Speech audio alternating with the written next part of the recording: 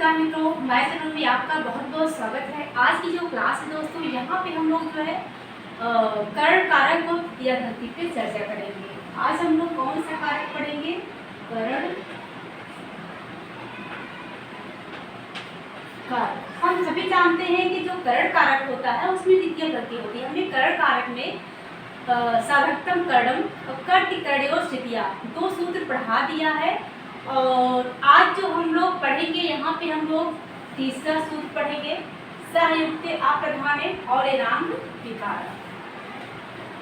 और पिछली क्लासेस में हम लोगों ने प्रथमा विभक्ति द्वितीय विभक्ति में जितने भी सूत्र बन रहे थे, यानी कि कर्म कारक और कर्ता कारक में जितने भी सूत्र बन रहे थे, हमने सभी कारकों पे सूत्रों पे चर्चा कर लिया है। अब सिर्फ जो है तृतीया विभक्ति में कुछ सूत्र बचे हैं जिन्हें हम लोग आज पढ़ेंगे। इसके बाद एक सूत्र और बचेगा जिसकी चर्चा करेंगे।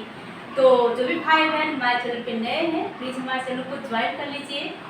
और जहाँ तक हो सके आपके जो भी फ्रेंड्स हैं, जो भी यूपी टेट, सीटेट या सुपर की तैयारी कर रहे हैं, उन सभी को वीडियो शेयर कीजिए ताकि उन्हें भी जो है उन्हें भी जो भी क्लास हमारे द्वारा प्रोवाइड की जा रही है उसका लाभ वो भी उठा सके और अपनी परीक्षा में एक बेहतर स्कोर ला सके। आइए बात करते हैं सहयुक्त अप्रधाने। ये जो सूत्र है तृतीय विभक्ति कर्ता कारक के अंतर्गत आएगा। कारक में हमने आपको बताया था कि कारक शब्द जो है क्री धातु और रौन प्रत्यय से मिल करके कारक शब्द जो है बना हुआ है।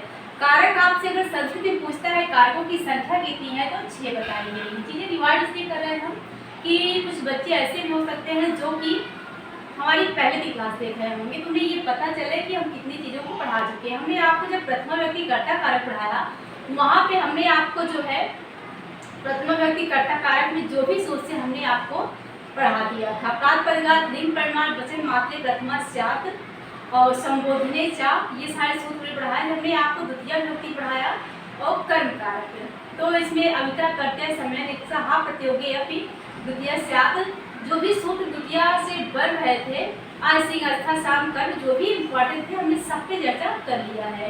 यहाँ पे द्वितीय विभक्ति में हम लोग पढ़ेंगे सहयुक्त अप्रधान सूत्र, सह, साकम, समम, सार्थम। आप देख पा रहे होंगे, अगर हो सकता है कि कम साफ दिखाई दे रहा हो तो हमें लगता है कि जो हम बोल रहे हैं आप वॉइस से भी जो है पढ़ाई कर सकते हैं, आप पढ़ना चाहते हैं तो, क्योंकि आप प्राइमरी के बच्चे नहीं है कि आपको क, ख, ग सारी चीज़ें लिखना नहीं आ रहा, आपको दिखना ही चाहिए।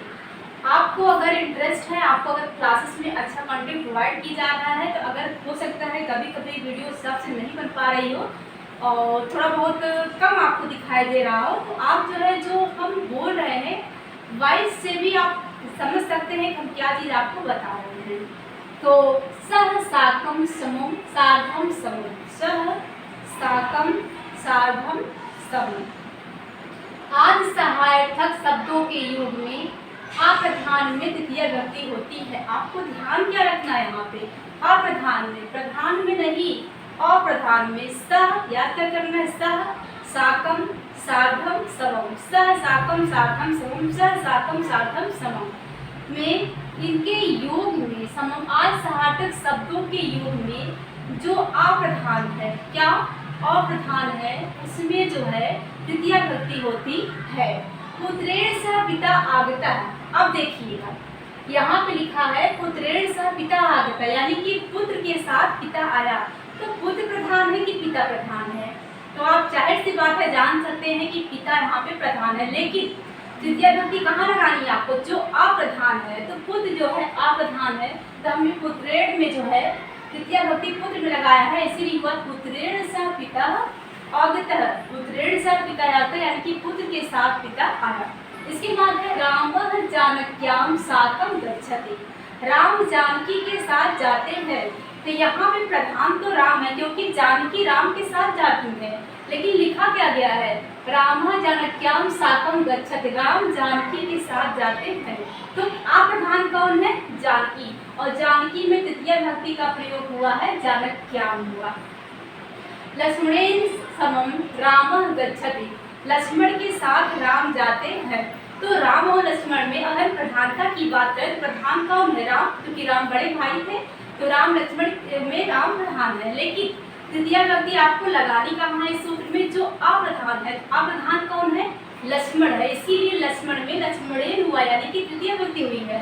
लक्ष्मणेन समम राम गच्छति, लक्ष्मण के साथ राम जाते। हमें यकीन है कि आपको पूरा समझ में आ गया होगा, क्योंकि हमने जो भी आपको समझाया बहुत ही, हमारी जो लैंग्वेज है वो एकदम सरल भाषा होती है, ताकि आप जो है समझ सकें और बेहतर स्कोर अपनी परीक्षा में कर सकें। जहां आपको नहीं समझ में आ रहा है आप वहां कमेंट करके पूछ सकते हैं कि आपको ये चीज़ें नहीं समझ में आई है, यहाँ पे ये चीज़ कैसे। हम आपको नेक्स्ट वीडियो में, अगर आप कमेंट किए होंगे तो हम कमेंट सबका देखते हैं, तो वहाँ पे हम आपका सॉल्यूशन जरूर करेंगे। आइए दूसरा सूत्र देखते हैं। एनाम विकारक सूत्र है, एनाम विकारक जो कि बहुत ज़्यादा तृतीय विभक्ति में बहुत ज़्यादा प्रमुख सूत्र है।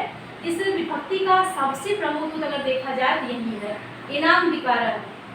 बहुत आसान सूत्र है, आप बहुत आसानी से समझ सकते हैं। एनाम विकारक है, यदि आप सम विच्छेद करेंगे, एन अंग प्लस विकारक, एन माने जिस, अंग माने अंग, विकारक मतलब विकार हो। तो शरीर के जिस अंग में विकार हो वहाँ तृतीय विभक्ति होती है। क्या? शरीर के जिस अंग में विकार हो वहाँ पे तृतीय विभक्ति होती है। एनाम विकारक सूत्र ये कहता है कि शरीर के चीज़ों को हम बार बार रिपीट इसलिए करते हैं ताकि आपको जब भी हमारी क्लास पढ़े, आप नोट्स बना रहे हो, आपको उस क्लास में ही 50% समझ में आ जाए। आपको ये नहीं कि हम बार बार चीज़ों को रिपीट कर रहे हैं तो सिर्फ टाइम पास करने के लिए, नहीं। आप उस चीज़ों को बार बार हमारे रिपीट करने से, जब आप लिख रहे हो 2 से 3 बार चीज़ों को रिपीट कर रहे हैं, तो आप जो है क्लास में ही समझ सकें, 50% से भी ज़्यादा समझ सकें आप, ताकि जब आप नोट बनाने के बाद कभी रिवाइज करने बैठे तो आपको पूरा समझ में आ जाए। तो यहाँ पर हमने लिखा एनाम विकार है, यानी कि शरीर के जिस अंग में विकार हो वहाँ तृतीय विभक्ति होती है। जैसे हमने एग्जाम्पल, बहुत से एग्जाम्पल हमने यहाँ पे आपके समझाने के लिए लिखा है। अक्षड़ा काढ़ा, अक्षड़ा काढ़ा, हुआ जो है आँख से काना है। हस्ते लुंजा, हाथ से लुंजा है। तो शरीर के जिस अंग में विकार है, लुंज किस चीज से? हाथ से। तो हाथ में तृतीय विभक्ति यहाँ पे लगी हुई है और हस्ते हुआ, हाथ में तृतीय विभक्ति लग के हस्ते हुआ। सिरसा खलवाटा, सिर से लज्जा है, तो सिरसा हमें जो है क्या हुआ है? तृतीय विभक्ति का प्रयोग किया गया है।